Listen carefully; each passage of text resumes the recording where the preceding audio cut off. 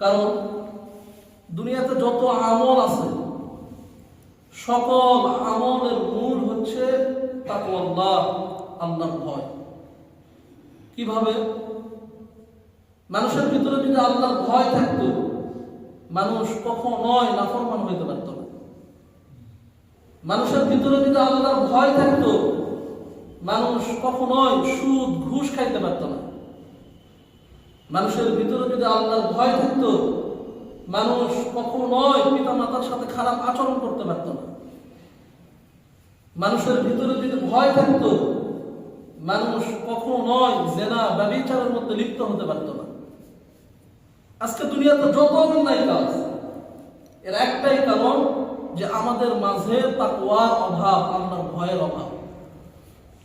কিন্তু রাসূল এটাই নসিহত করতেছেন হযরত আবু যর রাদিয়াল্লাহু তাআলা আনহু, যে আবু যর যেখানেই থাকবা আল্লাহ তাআলাকে ভয় করবা।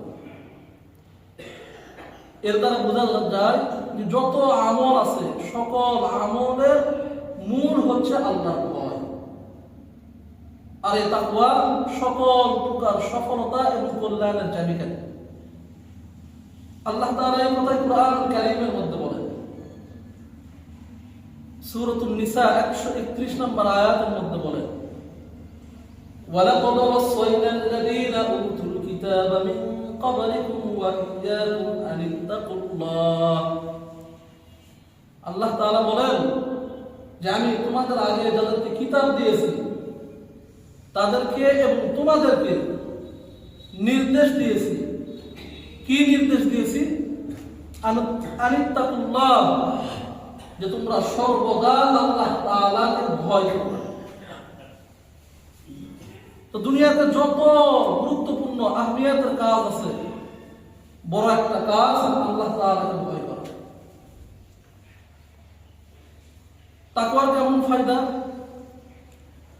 সূরা তালাকের 5 নম্বর আয়াতের মধ্যে পাওয়া যায় যে বান্দা যদি আল্লাহ তাআলাকে ভয় করে তাহলে আল্লাহ তাআলা বান্দার মন্দ কাজগুলা এই তাকওয়ার দ্বারা দূরীভূত করে দেয়। শুধু তাই না, তাকে মহা পুরস্কার দান করে।